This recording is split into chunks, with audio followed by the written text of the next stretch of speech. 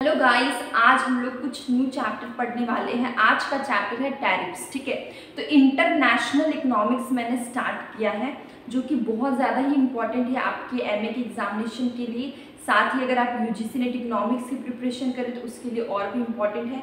तो आज हम लोग टैरिफ पढ़ने वाले। इससे पहले हम लोग ने absolute cost advantage theory, comparative cost advantage theory और एचओ थ्योरी, हेक्सचर होल्डिंग थ्योरी, इतना कुछ हम लोग ने पढ़ा हुआ है।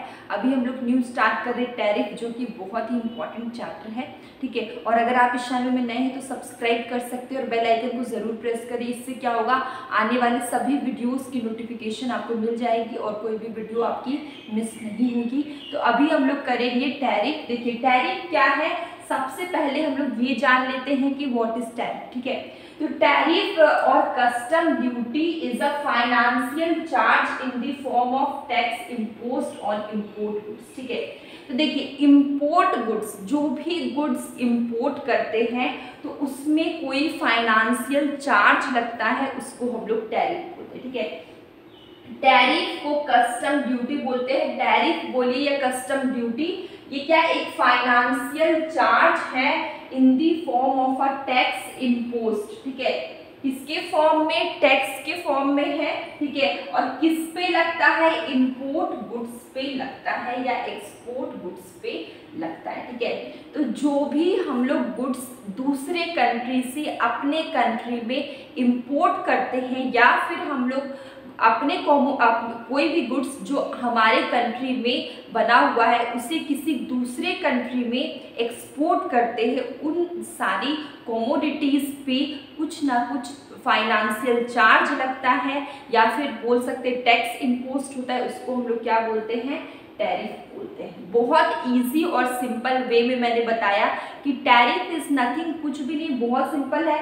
टैरिफ या फिर आप उसको कस्टम ड्यूटी बोलिए, जो भी चीज़, ठीक है, कोई भी कमोडिटी जो कि अनदर कंट्री से हमारे कंट्री में आ रही है, ठीक है, उस पर टैक्स चार्ज होता है। या फिर कोई कमोडिटी जो हमारे कंट्री में बनी हुई है और दूसरे कंट्री में हम भेज रहे हैं, उसमें मतलब दो तरह की चीज़ों में टैक्स चार्ज होता है। दूसरे कंट्री से हमारे कंट्री में कोई भी कमोडिटी हम लोग इंपोर्ट करते हैं, उस पर टैक्स चार्ज होगा। या फिर हमारी कंट्री में बना हुआ कोई भी प्रोडक्ट है जो कि दूसरे कंट्री में एक्सपोर्ट कर रहे हैं, उसमें टैक्स चार्ज होता है। इसी को हम लोग बोलते हैं, क्या बोलते हैं, टैरिफ या तो इंपोर्ट ड्यूटी। बहुत सिंपल था, आपको सॉरी इंपोर्ट नहीं, कस्टम ड्यूटी। ठीक है, बहुत सिंपल था, ये चीज आपको समझ में आ गया। देखिए practical life a tariff is imposed on import goods which is known as import duties और कस्टम ड्यूटी।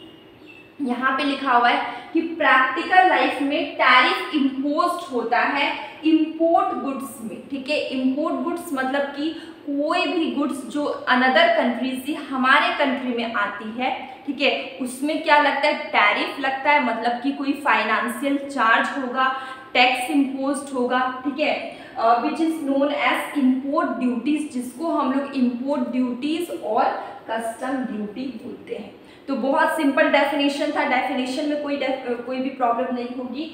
सिंपल है कि टैरिफ और कस्टम ड्यूटी क्या है, एक सिंपल सा फाइनेंशियल चार्ज है, या आप बोल सकते टैक्स लग गया। ठीक है, in the form of tax, tax के फॉर्म में चार्ज करते हैं हम लोग। कोई भी गुड्स खरीदते हैं, ठीक है, उसमें भी टैक्स देना पड़ता है, जीएसटी पे करना पड़ता है, बहुत कुछ पे करना पड़ता है। ठीक है, तो वैसे ही जो भी गुड्स हम अनदर कंट्री से हमारे कंट्री में मंगा रहे हैं या फिर हमारी कंट्री का कोई भी कमोडिटी दूसरे कंट्री में जा रहा है, तो उस पर एक फाइनेंशियल चार्ज लगता है in the form of tax. ठीक है, क्लियर हो गया है। और प्रैक्टिकल लाइफ में यहाँ पे क्या लिखा होता है कि टैरिफ इम्पोज होगा इंपोर्ट गुड्स में।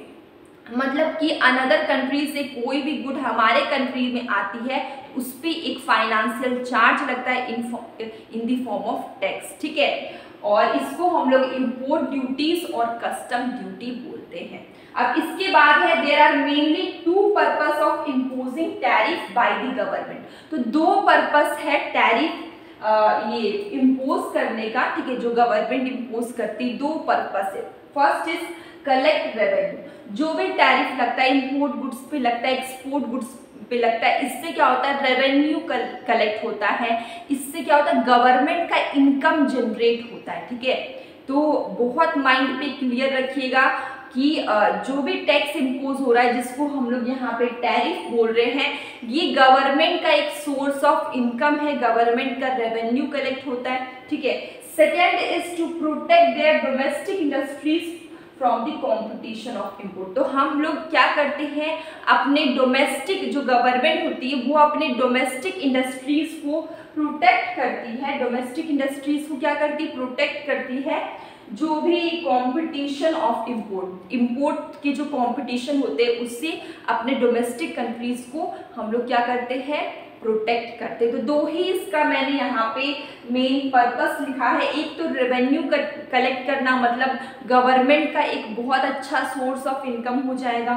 ठीक है, और दूसरा ये है कि अपने जो डोमेस्टिक इंडस्ट्रीज है उसको हम लोग कंपटीशन, जब भी मार्केट में क्या होगा, एक्सपोर्ट होगा, इंपोर्ट होगा, टैरिफ चार्ज होगा, तो एक कंपटीशन क्रिएट होता है, उससे क्या करना है, अपनी डोमेस्टिक इंडस्ट्रीज को प्रोटेक्ट करना है, इंपोर्ट और एक्सपोर्ट के जो भी कंपटीशन होते हैं उससे क्या करना है, प्रोटेक्ट करना है। ठीक है, तो ये सिंपल सा हमारा टैरिफ था। अब यहाँ पे इसके अंदर बहुत सारे इंपॉर्टेंट टर्म्स आएंगे जिससे कि क्वेश्चंस डायरेक्टली आते हैं आपके नेट के एग्जाम में, तो अभी हम लोग उसको करते हैं।